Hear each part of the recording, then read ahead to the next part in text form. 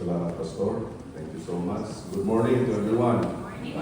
Magandang umaga po. Magandang umaga naman. Malamig na umaga. Isa sa mga bagay when I was still a student at Ebenezer Bible College, sa preaching class namin, we were told, do not begin your sermon or preaching with an apology. Kaya lang, I would like to violate that today. Kasi, number one, hindi ako marunong magkapampangan. But dahil sa magkapampangan, I was able to pastor a church in Mindanao for 6 months sa mga kapampangan. Doon ako natuto ng Tagalog. Sabi ko, yung Tagalog kasi mga 10 at 5 lang. At least, sabi ni Mrs. ngayon, pupunta ka ng San Fernando, madagdagan na naman. But I am thankful to the Lord today. Somehow, sana maintindihan niyo yung mga Tagalog ko. Minsan may halong Bisaya. Kaya sabi ni Pastor, Tubong Mindanao. O mga Bisaya, Ilonggo, Cebuano. Pag hindi niyo maintindihan, Ilonggo na yan. But I try my best to speak. I try my best na mayroong halong Tagalog. At this is not my first time to be in San Fernando to preach Kamak, San Fernando. Kala ko noon San Fernando Alliance Church. Pero dito first time. In your church before, I don't know saan yung si Pastor Bandingan pa, Pastor Loloy Bandingan. He's a good friend. When I was, nandun ako sa Alliance Biblical Seminary pa. So, napunta ako sa kanya, then he said, mag-preach ka pagka Sunday. Okay. So, I'm thankful to the Lord na makabalik dito sa San Fernando. And the first time and the first church after GA that I can share God's Word. Diba? This will also be a parang meaningful and momentous time para sa akin after na-elect as Vice President sa kama ko. Kampante na ko, okay na ko tawagin niyo akong Pastor Dave. Sabi lang, sanay ka na tawagin Bishop, sige lang. Pastor Dave lang. Pastor Dave Dasig. Totoo yun. I'm thankful to the Lord for this time and hearing the songs from the women of faith. Kaya lang, habang kumakanta kayo, di ba kung my mind, sabi ko, ginagawa ko din, we are women of faith. We men of faith. Kasali ng mga lalaki doon. Kasami ka. The women of faith. Sinulat ko yan kanina. And salamat sa Panginoon. And this church, sabi ng pastor kanina, while nag-uusap kami, magiging for 40 years plus, not 42 this coming August. Isang araw lang ang pagitan ng birthday namin ni Pastor. 25 pa lang kay Pastor.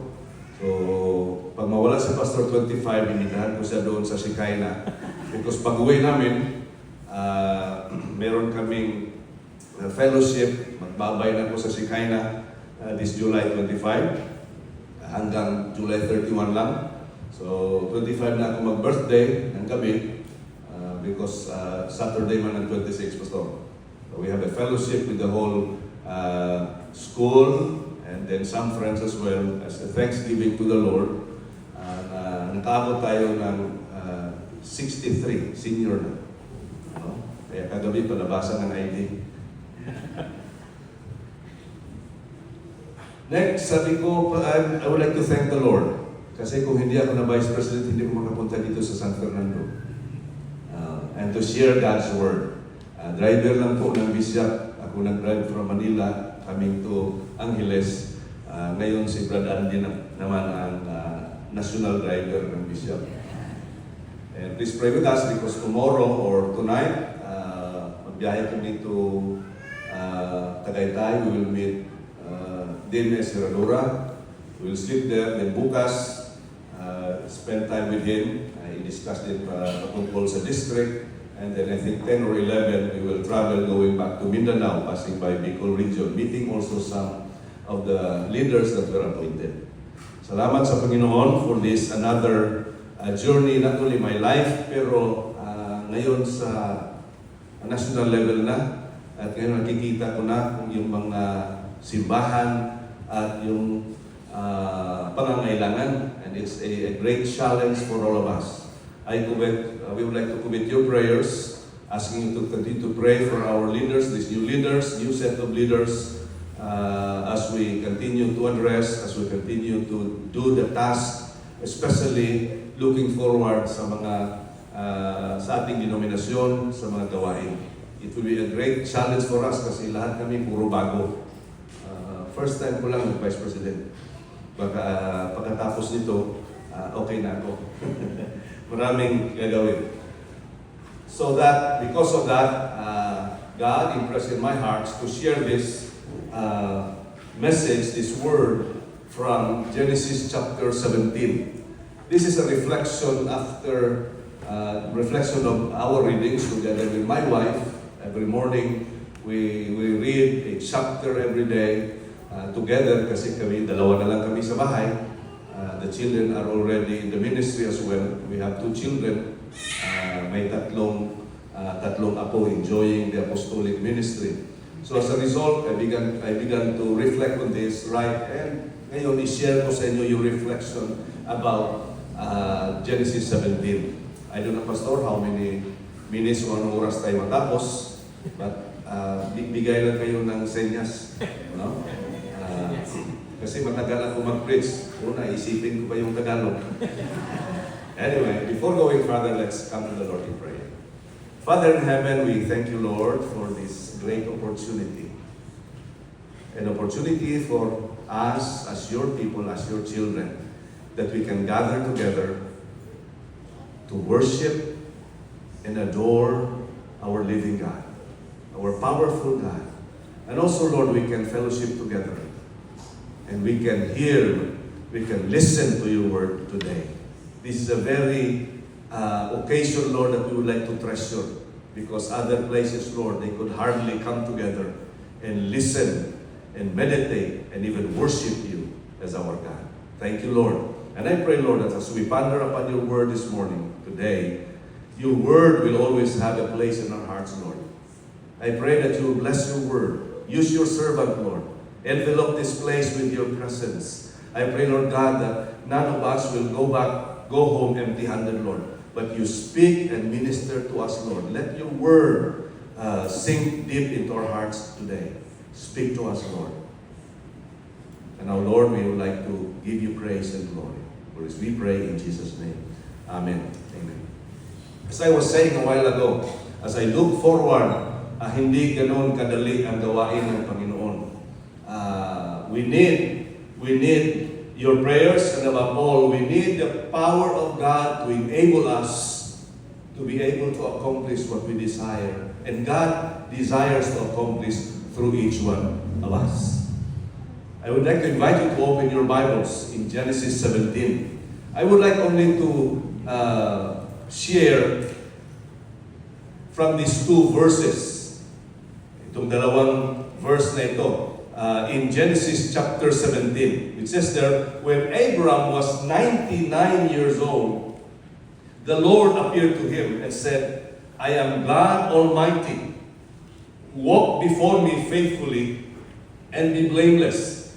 Then I will make my covenant between me and you and will greatly increase your numbers.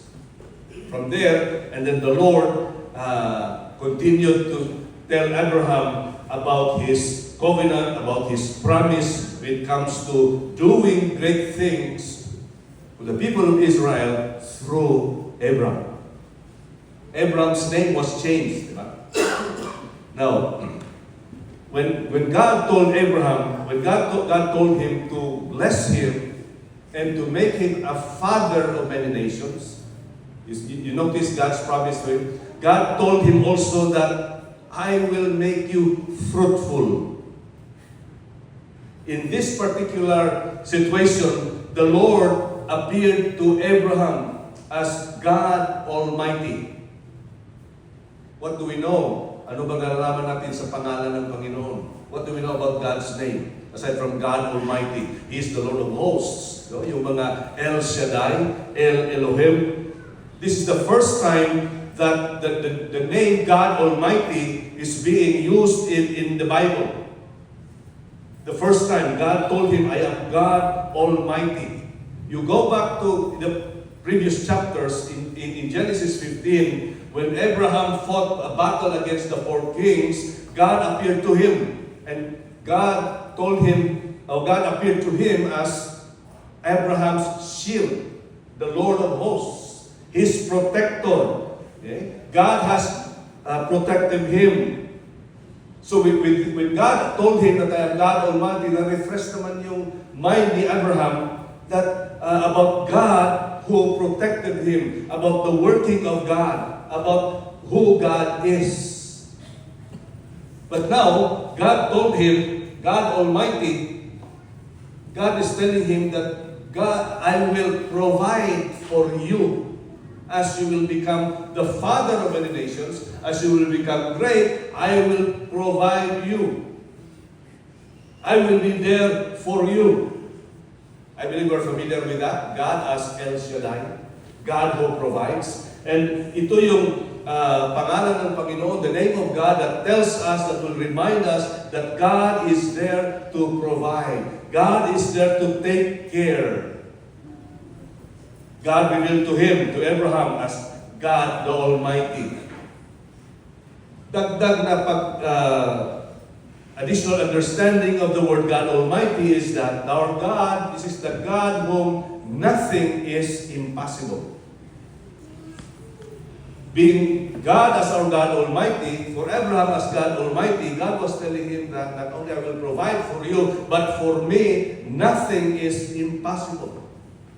And when God told Abraham that for me nothing is impossible, when he said, you will become great, the father of many nations, you will be fruitful, God is telling him, renewing his promise, that whatever you are thinking, whatever is in your mind, kung mahirap yan, for me, that's possible.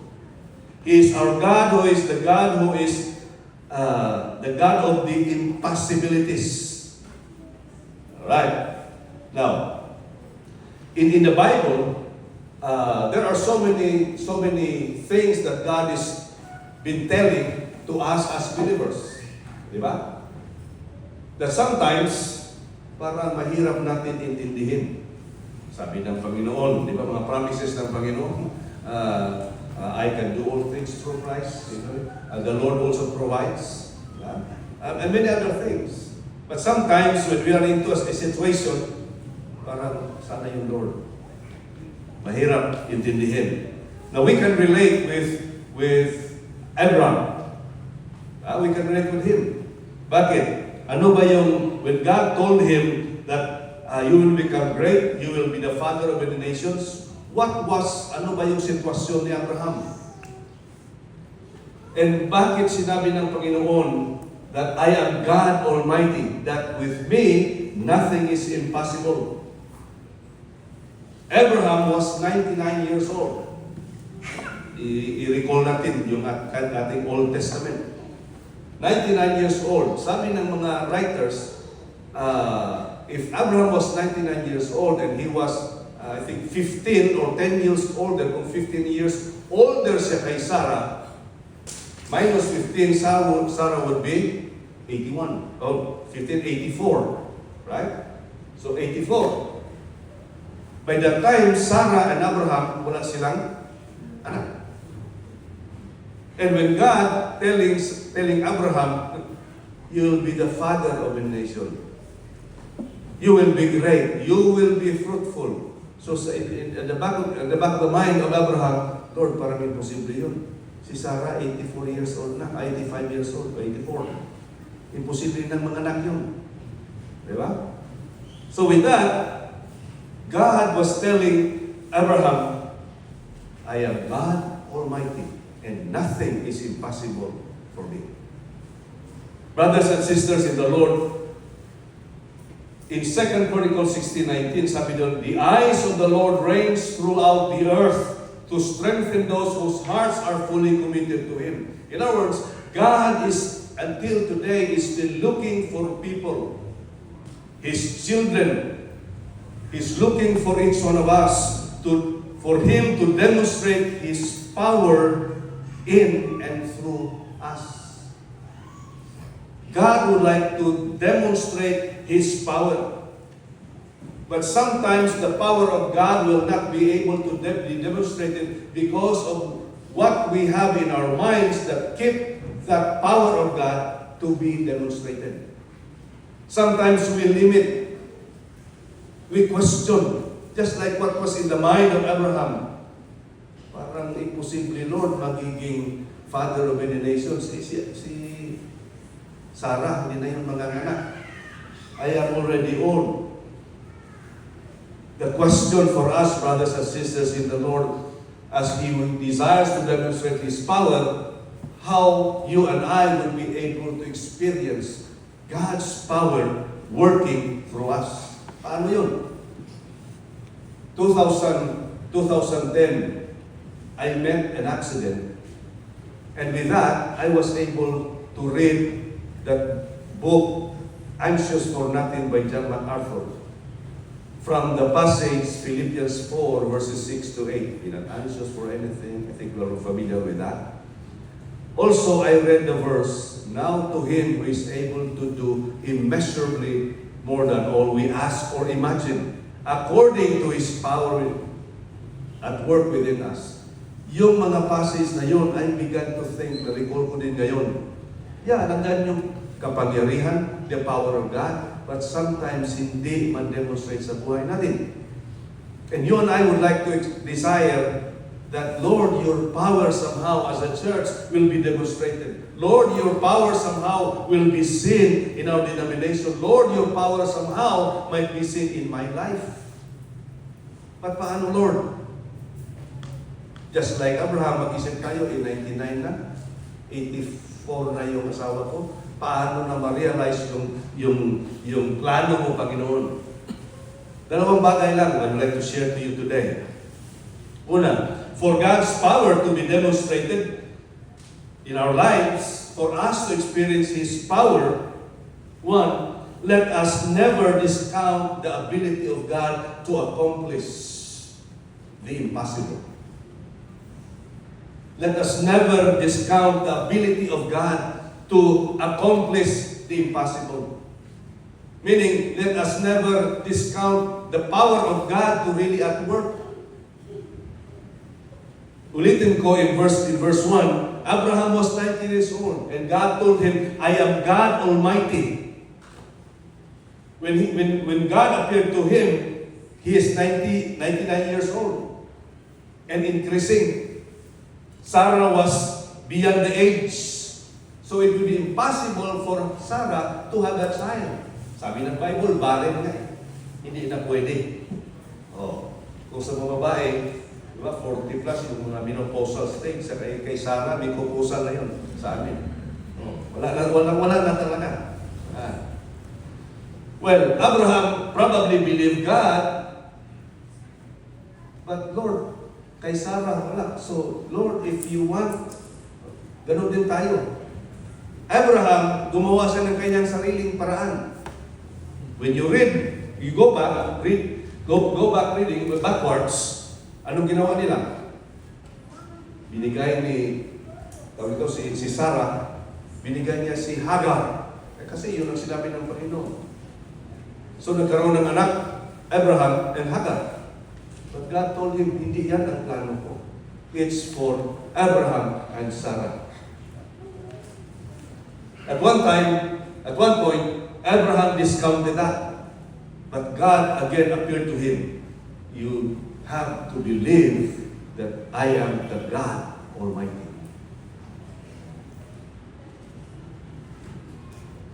No doubt that Abraham, in the past, did not consider or had not considered the impossible, that God could bring child through Sarah.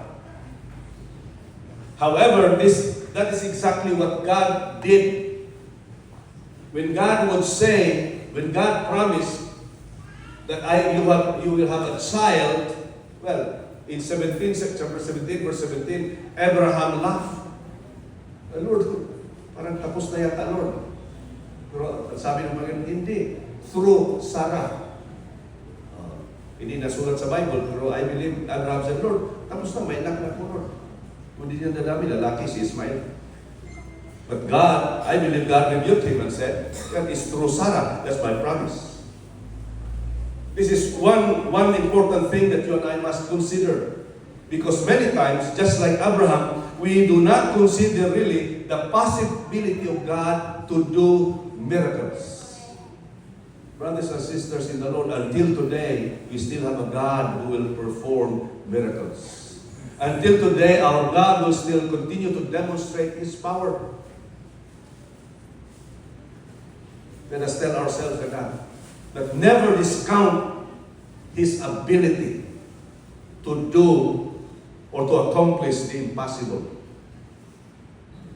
Binibiro ko nga, titingnan ko yung sarili ko. Yung journey ko as a pastor, hanggang napunta dito, sabi nyo, when I entered Bible school, bakit ka nandito? Sabi ko galing, nandito galing kayo, ako pa. Di ba? Nagpastor. Let us never discount God to perform miracle and even His power. Because God has performed a great miracle when He transformed you and me. That we will walk and obey Him. In our own present situation, we would ask, Lord, may problema, how can I fix this? I also telling myself, sabi ko kay pastor kanina, Lord, how will we fix this situation? How will we turn around itong mga problema that we are approaching now? Okay? Akala lang natin yun, okay lang ang kama ko. Marami din problema. Madami din ang problema ko, sabi pa ni Bishop. We don't have, praise God, we don't have any maintenance. Sabi ko, vitamins lang. Ako, vitamin B and C. Basketball at kape. Sabi niya, baka ngayon na tayo magka-maintenance. Kanina, breakfast, ang dami. Tinitin ko, sarap talaga. Pero, ayan. Tinikman ko lang lahat kasi wala sa amin yun. Yeah. Did you look at our present problems? I don't think wala kayong mga problema habang humingiti kayo. Alam ko meron kayong mga problema. Lord, paano ko gawin ito? My challenge for you and for me, brothers and sisters in the Lord, let us never discount the ability of God to accomplish even the impossible. As a church, ano ba mga challenge natin sa simbahan? Baka sabihin na yung outreach natin, paano kaya namin ma-reach out yun? Mahirap. But let's let God do the impossible things. I have experienced that. That's why when we were singing yung Dakilang Katapatan, I couldn't help it. There was a situation where sabi ng DMS namin, Pastor Dave, daanan ka namin dyan sa Sikayna, attend tayo ng meeting. I said, kayo lang, may puntahan ako. Saan ka pupunta? Sabi ko, gusto ko nang magpa-hospital. That was January 7. The first day, first meeting namin as district ministry team. Bakit? Anong problema mo? Hindi ko lang sabihin sa inyo, secret na lang. Actually, pag sa Bible school ka, December 15, December 31, may 13-month pay pa yan. January 7, wala pa akong pera pang to pay for the salary of the teachers. I was trusting the Lord for almost 300. That was Monday. In the afternoon, may tumawag. Pastor Red, pwede ka bang dumaan sa opisina namin? Bakit? Meron kaming sobre dito para sa school. Wala na yung hospital. The next day, bukas, pinuntahan ko. And when I opened the envelope, sabi pa niya,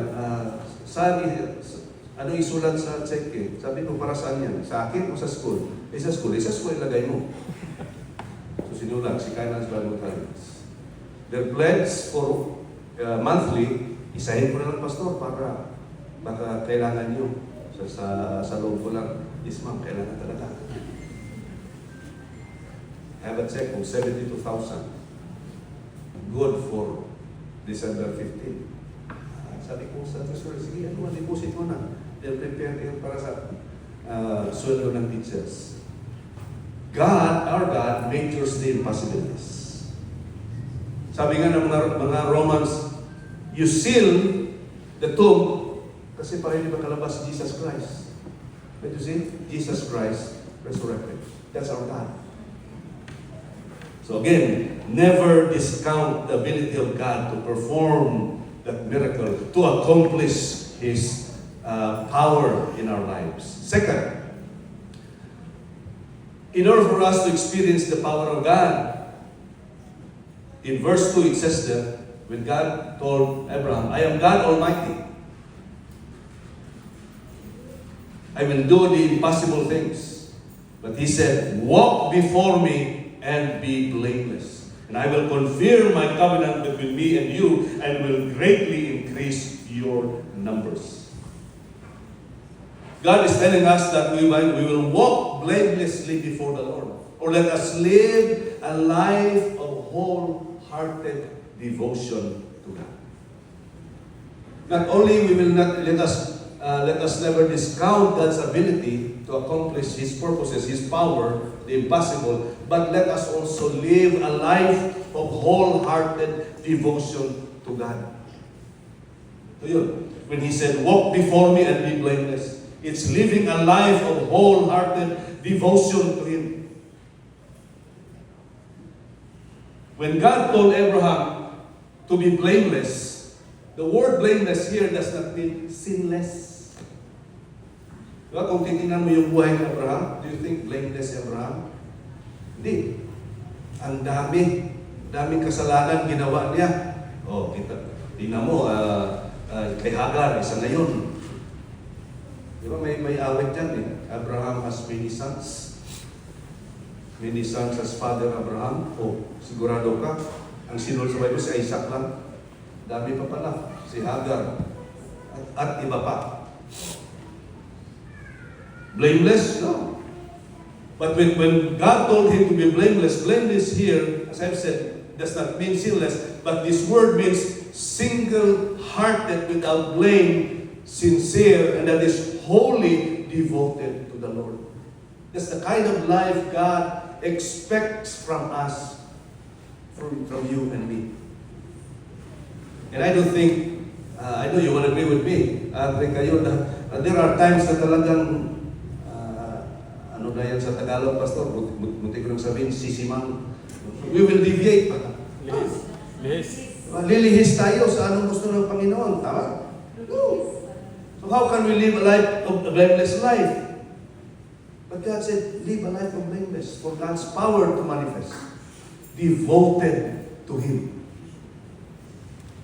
Another example, David. David called a man after God's own heart, but David was not blameless.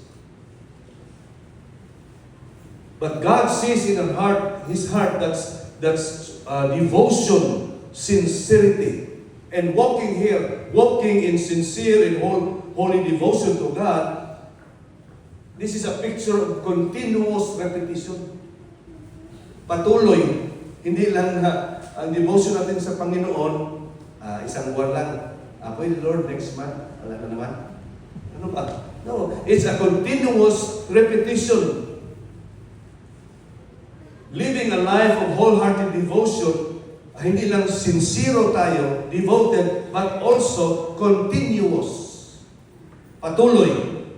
Now, living a life of wholehearted devotion to God may not be exciting.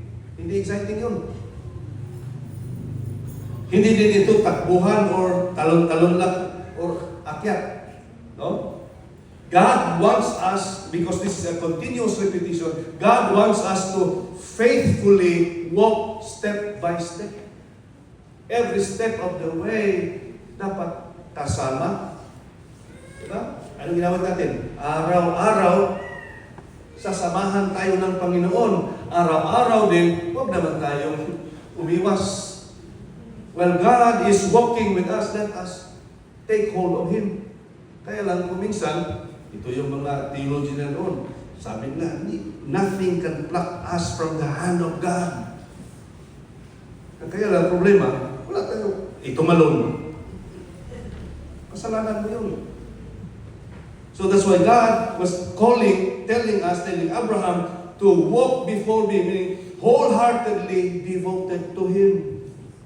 Again, it is not exciting when I committed my life to the Lord. Hindi exciting. Hindi ko nang sabihin, Lord, balik na lang. Ano, Pastor? Mag-BSDO lang tayo, Pastor. Balik sa dating ugali. Sabi ko sa mga estudyante, ito, naintindihan ko yung buhay ninyo. When we commit our life to the Lord for full-time ministry, maraming promise support.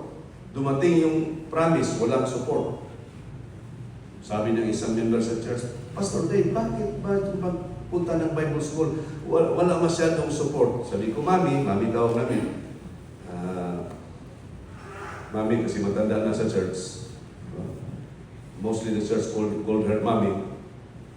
So sabi ko, Mami, di ba nung nag-decide ka ng susunod sa Panginoon, do you think the whole family supported you? Wala. Hindi ka naihatid sa simbahan. But praise God, the whole family now became a Christian, so lahat na sila, so may kasama ka na. So it's not always exciting. Maraming mga problema along the way, hindrances along the way, but God calls us in our walking with Him to be faithfully with Him day by day and step by step. Because Satan will always be there to whisper, to question, to tempt us na babalik, lilihis, tatalon, iiwas, at ayaw nang maglingkod sa Panginoon. Kung minsan titingnan natin yung hindi maganda, and Satan is trying to use that for us to deviate kung anong gusto ng Panginoon. Sa isang bagay, on the other hand, yung titingnan ko, God is telling us to walk faithfully with Him. Baka takot yung iba to walk wholeheartedly, to live a life wholeheartedly. Kasi merong instance sa Bible, kung nakikita ninyo, a person who walked with God, it says he was no more.